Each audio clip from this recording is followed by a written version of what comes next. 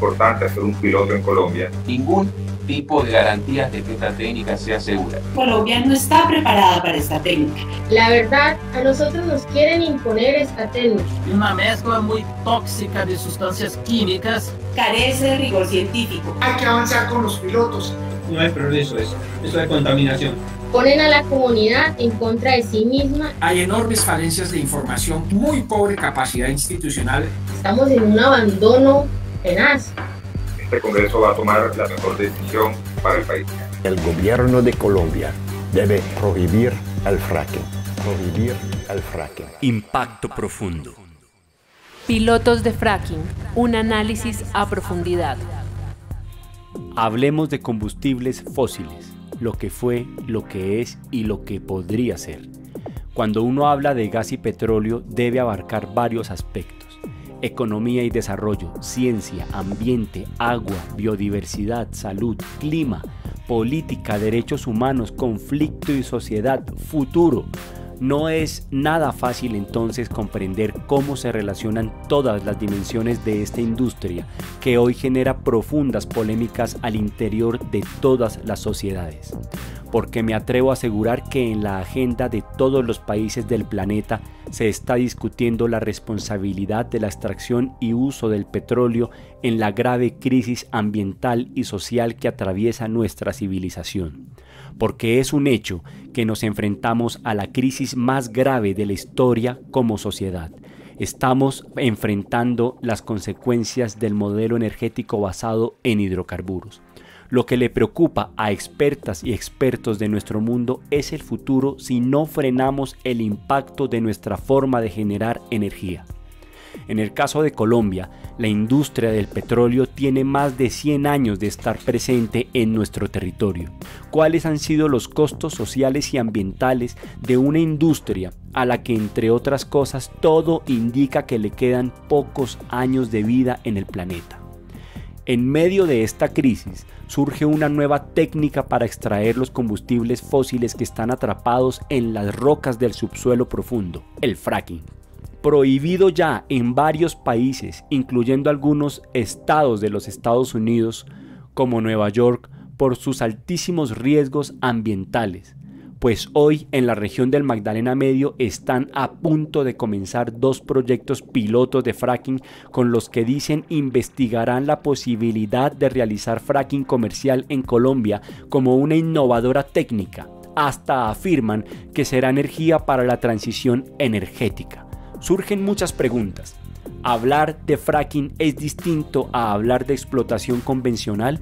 ¿O es más de lo mismo? ¿O es incluso peor? ¿Los hidrocarburos del fracking son energía para la transición? Esta serie radial buscará a lo largo de 5 programas respuestas alrededor de este delicadísimo tema. ¿Cuál es la relación costo-beneficio de llevar a cabo los proyectos de fracking en Colombia?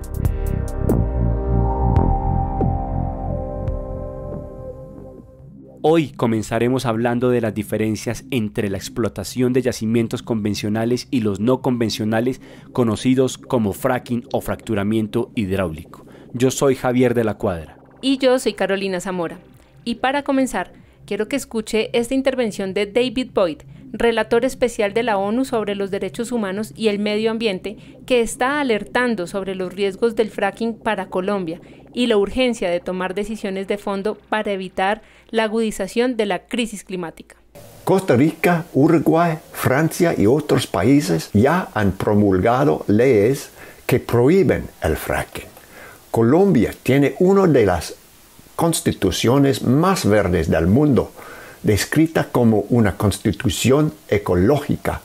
La Corte Suprema de Justicia de Colombia ha reconocido que el hecho de que los gobiernos no tomen las medidas adecuadas para hacer frente al cambio climático puede constituir una violación del derecho a un medio ambiente sano y de otros derechos. En resumen, el mundo se enfrenta a una crisis climática grave y sin precedentes que ya está causando graves impactos en los derechos humanos. Para hacer frente a la crisis climática, Colombia debe buscar urgentemente un futuro bajo en carbono y resistente al clima, sustituyendo los combustibles fósiles por energías renovables. Sostengo respetuosamente que el gobierno de Colombia debe aprobar una ley para prohibir el fracking. Está la ONU insistiendo en la prohibición del fracking en todo el mundo y está invitando de manera urgente y comprometida a los países a que desarrollen nuevas formas de producir energía realmente limpia. ¿Cómo la ve, Carolina? Lo que me llama la atención es que pareciera que el gobierno de Colombia está haciendo oídos sordos a estas recomendaciones, Javier. Quiero darle la bienvenida a Tatiana Roa. Ella es ambientalista de Sensat Agua Viva, ingeniera de petróleos, magíster en estudios latinoamericanos de la Universidad Andina Simón Bolívar y actualmente se encuentra doctorando en la Universidad de Ámsterdam en CETLA. Bienvenida, Tatiana, a Impacto Profundo. Buenos días, Carolina y Javier, un gusto estar aquí con ustedes hoy. Tatiana, comencemos con lo técnico. ¿En qué consiste la explotación de yacimientos convencionales de gas y petróleo? Bueno, yo creo que para responder esa pregunta hay que entender en dónde se encuentra el petróleo y cómo fue su proceso de formación. Empezaría entonces diciendo que los hidrocarburos son básicamente la acumulación de microorganismos, animales y plantas que se acumularon durante millones y millones y millones de años en los fondos marinos fundamentalmente. Entonces, desde hace ya casi 2 décadas, o sea, por allá en los mediados del siglo XIX, empieza a desarrollarse las tecnologías del petróleo y estas tecnologías inicialmente lograron, digamos, la extracción de los yacimientos más someros y los yacimientos más livianos. Es decir, yacimientos de muy buena calidad, petróleo de muy buena calidad. Entonces eso, digamos, es lo que se conoce como los yacimientos convencionales, es decir, yacimientos que son de fácil acceso, que las tecnologías actuales permiten extraerlos porque están depositados en rocas porosas y permeables, es decir, que el petróleo, para que se entienda, está acumulado en rocas y están acumulados en los poros de esas rocas que se comunican y por eso tienen permeabilidad. Al tener la roca permeabilidad, más bien, permite que ese petróleo fluya cuando se hacen las perforaciones. Pero poco a poco, en la medida en que fue pasando el tiempo, estos yacimientos se fueron agotando. En el caso colombiano vemos cómo desde hace mucho no se han vuelto a encontrar grandes acumulaciones de petróleo, ni petróleo, digamos, de esas calidades como las que hay en el Magdalena Medio o en las zonas del Catatumbo, en muchas otras regiones del país donde se encontraban estos yacimientos de muy buena calidad. Tatiana, cuéntenos cómo o cuál ha sido el impacto de la extracción de petróleo en pozos convencionales en la región del Magdalena Medio. ¿Cuál ha sido ese impacto? ¿Qué le ha dejado al Magdalena Medio la explotación de petróleo de yacimientos convencionales? En el caso del Magdalena Medio, no hay que olvidar que esta era una región de selvas muy densas, muy espesas, donde habitaban algunos pueblos indígenas, como los yariguíes, los opones y otros pueblos más, y con una gran biodiversidad, una región también de humedales, de una riqueza tremenda, digamos, de esos humedales que son centros de biodiversidad maravillosos, pero que con la extracción petrolera muchos de esos humedales terminaron convirtiéndose en piscinas donde se depositaban los lodos de perforación o los lodos de producción. Todos los residuos de la extracción petrolera, y eso fue llevando a que el Magdalena Medio hoy haya perdido la mayor parte de la cobertura natural, digamos, esas selvas ya quedan solamente pequeños relictos de selvas, Sin embargo, ahí todavía sigue conservándose una gran biodiversidad, como lo han planteado algunos de nuestros compañeras y compañeros del Magdalena Medio. Ahí está el corredor del jaguar, por ejemplo, que puede, digamos, transitar en las zonas de las selvas que se conservan, ¿no? En el año 2012, la alcaldía de Barrancabermeja decía que la actividad petrolera había significado la pérdida del 70% de la cobertura natural. Yo creo que ya hay mucho más, porque se habían perforado hasta ese momento 5.000 pozos para la exploración y la producción. Entonces, hoy estamos viendo cómo, en la medida en que el desarrollo petrolero avanza, se agigantan los problemas. Claro, otros lo podrán mirar en términos de lo que ha significado, entre comillas, el desarrollo de la región, pero no hay que olvidar que Barrancabermeja, hasta hace un par de décadas, era un municipio que no tenía ni siquiera sus calles pavimentadas y la gente tenía que convivir. Las calles simplemente se depositaban los residuos de las piscinas de las petroleras, y eran unos asfaltos que al mediodía se evaporaban y contaminaban toda la ciudad. Es una de las ciudades Barrancabermeja es una de las ciudades con uno de los más altos índices de contaminación atmosférica por la presencia de la refinería y otras actividades de la propia industria petrolera. Y digamos que uno podría decir que es una de las regiones con unos pasivos ambientales, de los pasivos ambientales más grandes que tiene el país, y también un nivel de pobreza y de desigualdad social tremenda, ¿no? Que efectivamente uno creería, como venden el petróleo y como venden la extracción de hidrocarburos, que trae progreso y desarrollo, uno creería que las regiones donde se explotan estos hidrocarburos son las que más progreso tienen del país. Pero si uno mira, así como dice Tatiana, en general en Colombia, las zonas donde se explotan hidrocarburos o minerales, por lo general, están inmersas en una pobreza profunda y sobre todo una desigualdad. Muchas gracias, Tatiana, por tus respuestas. Ya hablamos de yacimientos convencionales, ahora vamos a hablar de fracking. Y para eso tenemos también en este programa a Andrés Gómez, que es ingeniero de petróleos e investigador de hidrocarburos, clima, sociedades postpetroleras y transición ambiental en Sensat Agua Viva, y también es especialista en ingeniería geotérmica de la Universidad de Auckland de Nueva Zelanda. Hay quienes aseguran que con el fracking o la explotación de yacimientos no convencionales no cambiaría casi nada en relación con la explotación convencional. Y por eso queremos preguntarle a Andrés, ¿qué es lo que hace realmente diferente el fracking? Bienvenido, Andrés, a Impacto Profundo. Carolina, muchas gracias a ti, a Javier, un saludo para Tatiana, muchas gracias por la invitación. El fracking básicamente es una técnica en la que se combinan varios desarrollos, que son la perforación horizontal y el fracturamiento multietapas y el diseño de un líquido que se puede bombear a altas presiones, a gran profundidad. Entonces, digamos, este desarrollo lo que hace es que se llega a un yacimiento que normalmente es digamos, donde está la roca generadora, la roca de donde migraron los hidrocarburos inicialmente para quedar atrapados en lo que son los yacimientos convencionales. Entonces ya vamos más allá, vamos a la roca generadora, pero hay una condición de esta roca, y es que la conectividad entre los lugares donde se almacena el petróleo es mínima. Entonces, por eso se hace un proceso de fracturamiento, que es un proceso de estimulación en el que se genera un canal artificial de comunicación entre esos pequeños lugares donde están los hidrocarburos.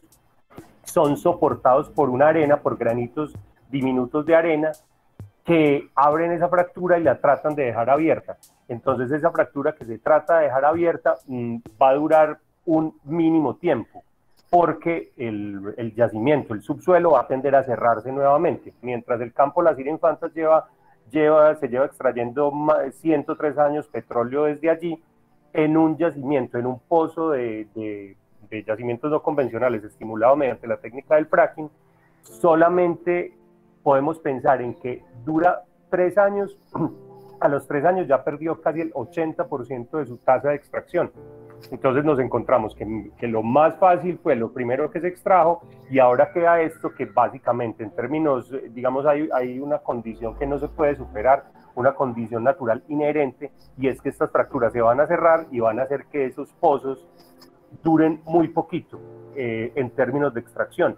Y eso implica entonces una condición completamente distinta a lo que sería la explotación convencional. Si a mí cada 3 años se me están casi que agotando los pozos, voy a tener que estar haciendo nuevos pozos y nuevos pozos para, digamos, compensar esa tasa de extracción que yo necesito para un campo. Este es el principio, la tasa de declinación, que insisto, es una condición natural de los yacimientos no convencionales, insuperable, es lo que hace absolutamente diferente una explotación frente a la otra. Mientras en Puerto Wilches llevan alrededor de 70 años explotando hidrocarburos y tienen unos pozos que todas las personas los conocen, que conocen Isla 6, conocen los diferentes lugares en los que se explota petróleo en Puerto Wilches, sería mucho mayor, completamente incomparable con lo que vendría con la explotación de no convencionales mediante fracking. O sea, estamos hablando que el proyecto de pilotos, yo tengo entendido que son dos pozos. A mí me dicen son 2 proyectos, que es el Platero y el Calé. A mí me dicen es que vamos a hacer 2 proyectos, uno se imagina 2 pozos, que vamos a buscar en 2 pozos petróleo y listo, y ahí miramos qué pasa. Es lo que uno podría entender, es lo que yo pienso. No sé qué piensa la gente en Puerto Wilches, pero usted nos está hablando de, no sé si son cientos o decenas, no sé, explíquenos un poco cómo es eso, porque ahí ya me empecé yo a preocupar por el tema. Estamos hablando de varios pozos, decenas, centenares, tal vez miles, no sé. Cuéntenos, Andrés. Pues Javier, eso es una cuestión fundamental. Primero que todo, estamos hablando de los 2 pilotos de Calé y Platero, que son exactamente como estás diciendo, son 2, y además a los que se les va, digamos, a invertir una gran cantidad de dinero para que todo lo que, digamos, todos los riesgos que están asociados al fracking de ninguna manera sucedan. Entonces hay una gran diferencia entre lo que es este proyecto de pilotos, que de todas las maneras posibles estamos tratando de impedir, frente a lo que sería la explotación convencional. Entonces hay una cuestión, digamos, que podemos ver desde las mismas cifras de Ecopetrol sin tener que, digamos, estar especulando. La principal cuenca de explotación de hidrocarburos mediante fracking en Estados Unidos se llama el Permian, y Ecopetrol tiene una participación junto a Occidental en esta zona del mundo, una participación en que allí explotan pozos, hacen fracturamiento, hacen todo el fracking que están haciendo. Entonces, nos dice el último informe trimestral de Ecopetrol que estos pozos tienen un costo promedio de $7.7 millones cada pozo. Mientras tanto, en el inventario, en el portafolio de inversiones de Ecopetrol de 2020 a 2022, encontramos que se contemplan inversiones asociadas a los pilotos, a esos 2 pilotos que, digamos, pueden tener un pozo de reinyección y un pozo del que van a extraer agua, aparentemente, están en el rango de los 97 y 110 millones de dólares. Entonces, si suponemos que sean 4 pozos los que tienen que hacer y simplemente dividiéramos 100 entre 4, hablaríamos de cada pozo por 25 millones de dólares, mientras en el Permian, donde la operación de Ecopetrol es comercial, están haciendo pozos de 7.7 millones de dólares. Ahí vemos unas grandes diferencias que precisamente empiezan a darnos pistas de lo que sería una operación comercial. Y les cuento, digamos, otra cosa. Si nosotros estamos hablando de lo que pasa hoy en el Permian, la operación allí avanza según pues lo planeado por Ecopetrol. En el Permian, en este momento, en 2022, se están empleando 4 taladros de perforación y 2 cuadrillas de completamiento. Durante el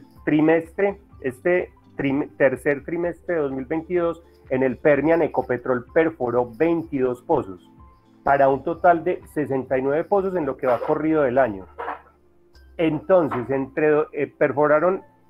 perforado 22 en 2020 y perforaron 69 en 2021. Entonces empecemos a ver las cifras de lo que es comercial. Apenas en 2 años ya estamos hablando de 91 pozos.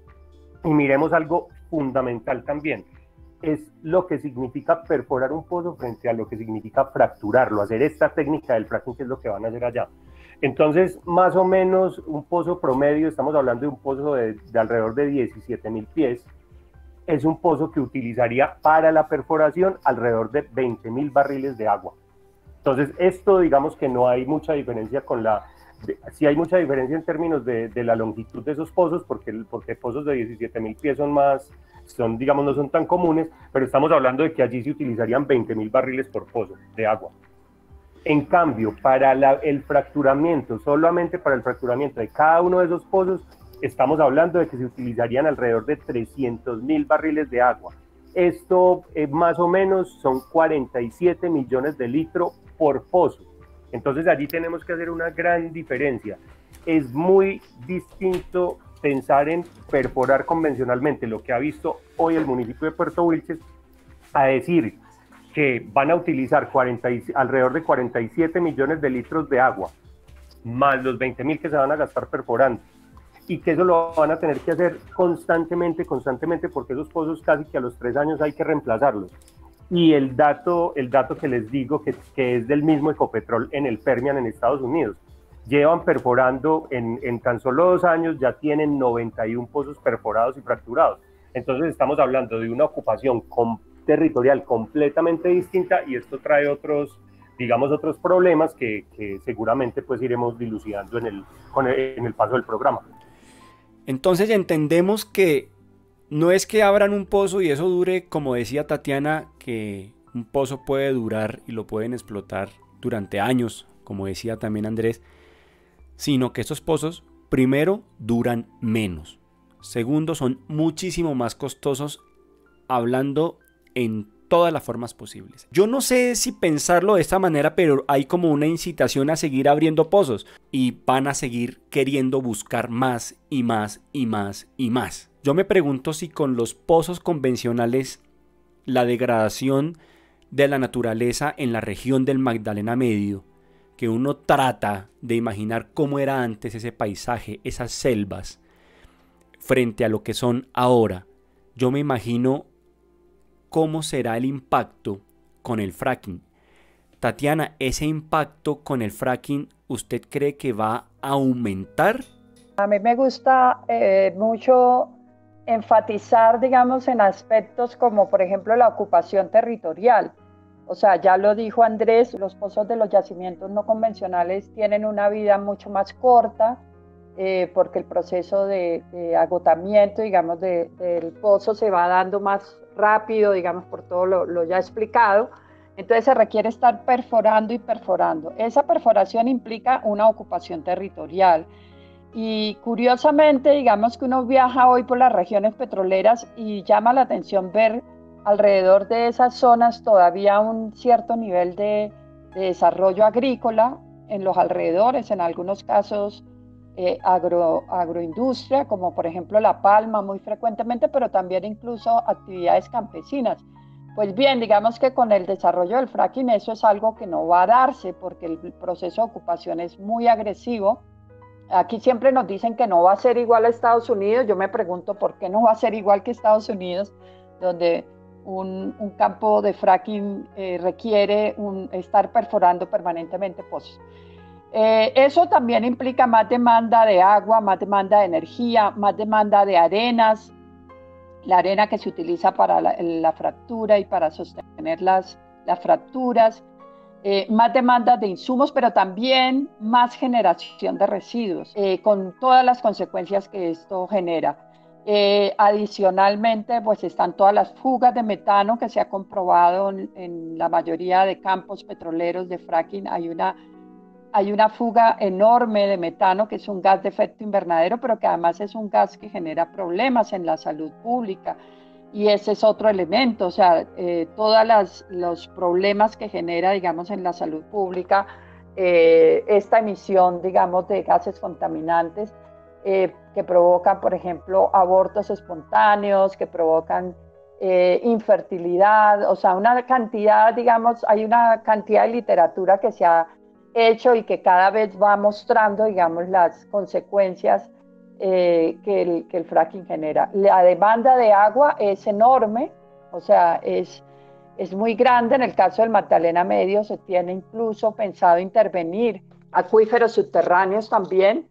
Y lo más terrible de eso es que después de esa gran demanda de agua que se requiere, también se van a vertir, van a salir nuevamente a superficie al menos el 70% de esa agua, que va a ir a contaminar los ciénagas que están alrededor, por ejemplo, de toda esa región de Puerto Wilches, donde están pensados los pilotos de fracking, o en general, digamos, toda la región del Magdalena Medio. Pero sin duda, si la gente hoy ya se queja de las actividades del petróleo convencional, donde, por ejemplo, en regiones como el Meta, la gente habla cómo se fueron quedando sin agua, hoy tienen que esperar que lleguen el carro tanque de la empresa, y si no llega el carro tanque no tienen agua, y así todos los problemas que existen en muchas de las regiones muchas de las regiones petroleras de este país.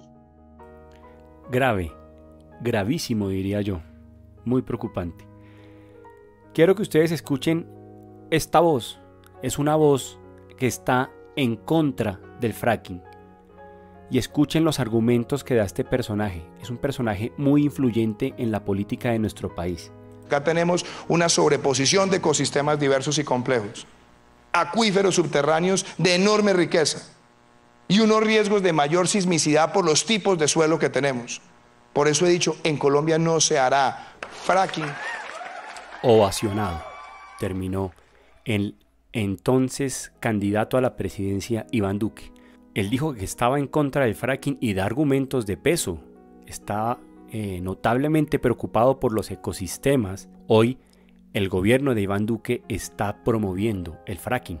Nosotros nos preguntamos por qué el gobierno está interesado en insistir con los pilotos, insistir con el fracking. Hay una de las razones que da el gobierno, de tantas que dan, y hablan de fracking como transición energética. Están hablando de que el fracking en Colombia es el camino a la transición energética. Pero cuando escuchábamos a David Boyd de la ONU hablar de transición energética, no hablaba precisamente de fracking. Tatiana, cuéntenos por favor en qué consiste la transición energética. ¿Qué es eso de transición energética?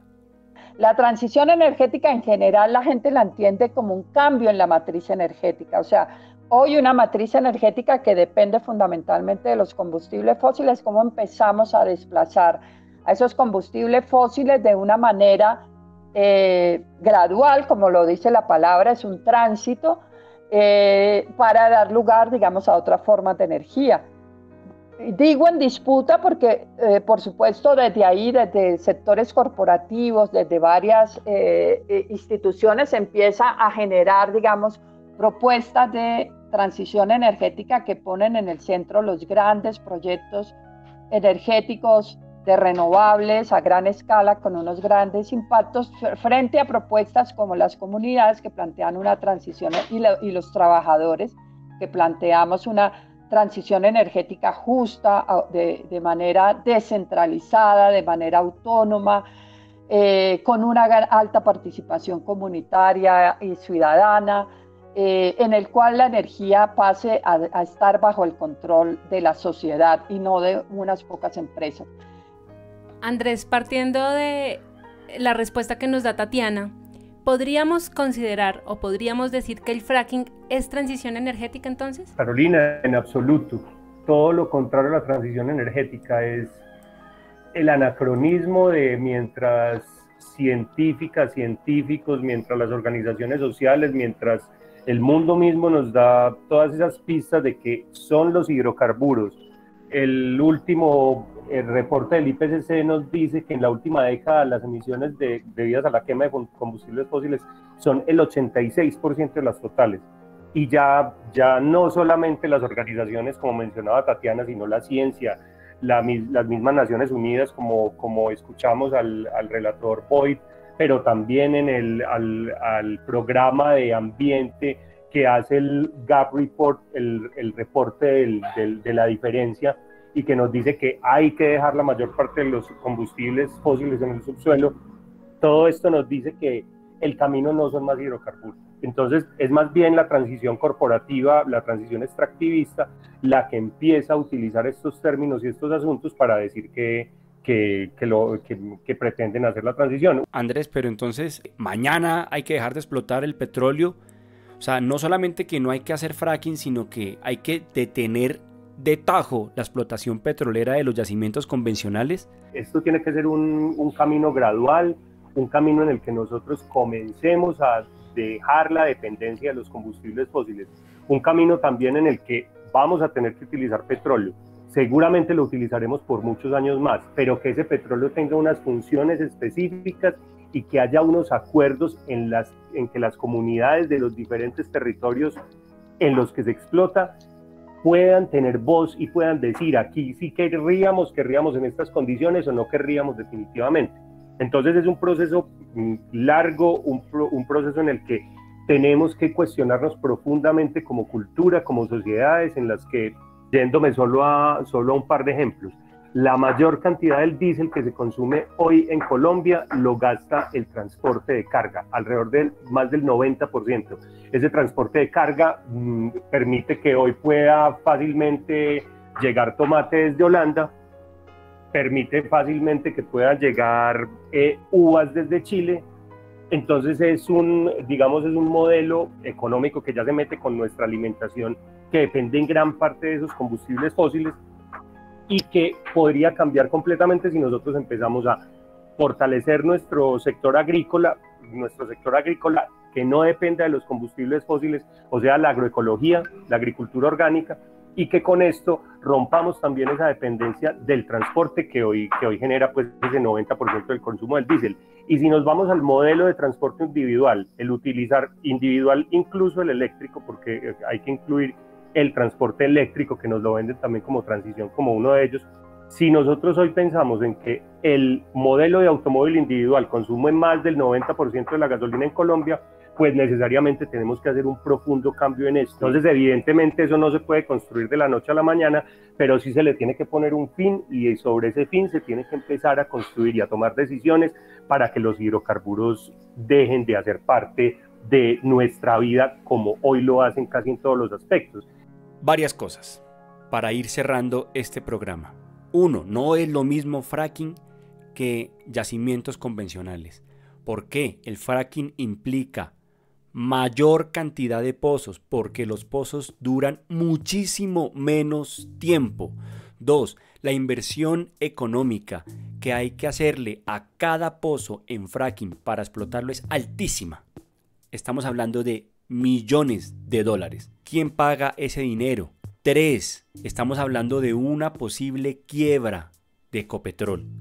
Estamos hablando de una inversión tan alta que el Estado colombiano no tenga cómo responder. ¿Quiénes vamos a terminar pagando esa quiebra? 4. Como decía Tatiana, estamos hablando de una invasión de pozos alrededor de Puerto Wilches y de todo el Magdalena Medio.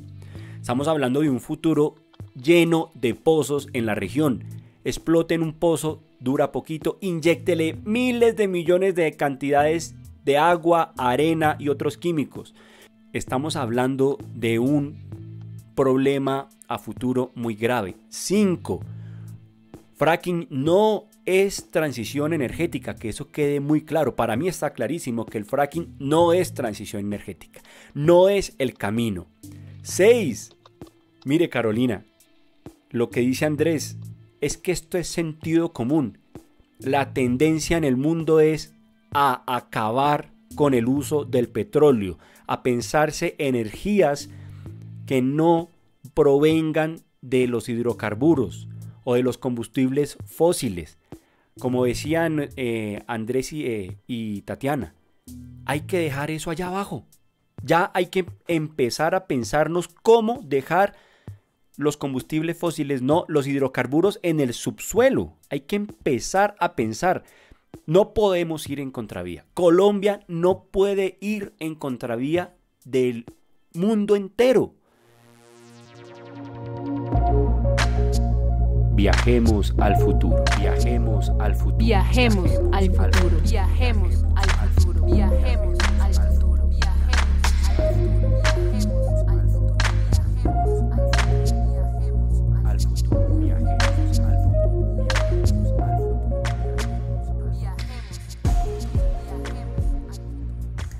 Andrés, viajemos al futuro. ¿Cómo se imagina usted a Puerto Wilches si se llegaran a realizar los proyectos de fracking? Pues, Carolina, me lo imagino como un territorio que deja de ser ese municipio más rico en agua de Santander. Un municipio que tiene más de 20 ciénagas, un municipio que vive de su pesca, un municipio que vive del agua. Recordemos que la hidrodiversidad es el principio de la megadiversidad del lugar que habitamos en el mundo de Colombia. Hay aguas diversas, hay aguas que están conectadas por ciénagas, pasa el río Magdalena, está el agua del subsuelo que también se conecta con la superficie y permite esa cantidad de riqueza. Entonces romper con ese ciclo, con ese lugar que es el corredor del jaguar, que es el hábitat del manatí antillano, que ellos están en peligro de extinción, pues sería habitar un lugar completamente distinto. Entonces es pensar que no es solo un pozo, que nos están hablando de 2 pozos piloto, pero que, como les decía el ejemplo del Permian, están hablando de que en 2 años fácilmente se perforan 100 pozos, y que además estamos hablando de que no son solo los pozos, es la tubería que conecta un pozo con el otro, a las facilidades de producción, a las facilidades de almacenamiento. Es un cambio absoluto que no tiene nada que ver con el paisaje al que hoy, incluso en medio de la explotación convencional, están acostumbrados los habitantes de Puerto Wilches. Sería un futuro completamente distinto, rodeados de una contaminación extrema, habitando al lado de basureros tóxicos donde todas estas sustancias se tendrían que acumular. No sería el Puerto Wilches que ustedes aman y que nosotros, las personas que hemos tenido la oportunidad de estar allá, lo recordamos y entendemos como un lugar donde el agua es el principal habitante. Tatiana, viajemos al futuro. ¿Cómo sería la región del Magdalena Medio si llegara a hacerse los proyectos de fracking? Yo quisiera imaginarme más bien un Magdalena Medio sin pilotos, sin fracking. Yo quisiera imaginarme más bien una región que viviera de su gran riqueza natural, que pudiese recuperar sus ciénagas, que pudiese... Es una de las regiones más bellas, o sea, cuando uno recorre municipios como el Carmen de Chucurí, donde todavía se conserva esa biodiversidad, San Vicente, es una región de abundancia, o sea, donde todo se produce grande, abundante, llega, se encuentra frutas por todos lados, es una maravilla. Entonces yo quisiera pensar más en esa región sin proyectos de fracking, en un proceso de transición, en un proceso de cierre paulatino de pozos antiguos, contaminantes, de cierre adecuado, además porque muchos de estos pozos se están cerrando sin las formas adecuadas y prácticamente los están abandonando. Entonces quisiera imaginarme más bien ese futuro. Esa escena que nos pinta Tatiana, con esa escena nos vamos. Con la escena del Magdalena Medio restaurado, florecido, lleno de vida, con la gente volviendo al campo, con la gente pescando. Ese paisaje que dibuja con sus palabras Tatiana, por lo menos yo lo encuentro fascinante. Ese futuro lo encuentro fascinante y lo encuentro además muchísimo más adecuado para lo que necesita el mundo, lo que necesita el país. Y eso, según lo que nos contaba ahorita Tatiana, de qué es el desarrollo, yo lo veo más parecido al desarrollo real, el desarrollo de los pueblos. Es importante hacer un piloto en Colombia. Ningún tipo de garantías de que esta técnica sea segura. Colombia no está preparada para esta técnica. La verdad, a nosotros nos quieren imponer esta técnica. Una mezcla muy tóxica de sustancias químicas. Carece de rigor científico. Hay que avanzar con los pilotos. No es progreso eso es contaminación. Ponen a la comunidad en contra de sí misma. Hay enormes falencias de información, muy pobre capacidad institucional. Estamos en un abandono tenaz. este Congreso va a tomar la mejor decisión para el país. El gobierno de Colombia debe prohibir el fracking. Prohibir el fracking. Impacto profundo. Pilotos de fracking, un análisis a profundidad. Impacto Profundo es un programa de Sensat Agua Viva y la Alianza Colombia Libre de Fracking realizado por Tierra Poderosa con el apoyo de Amigos de la Tierra Internacional.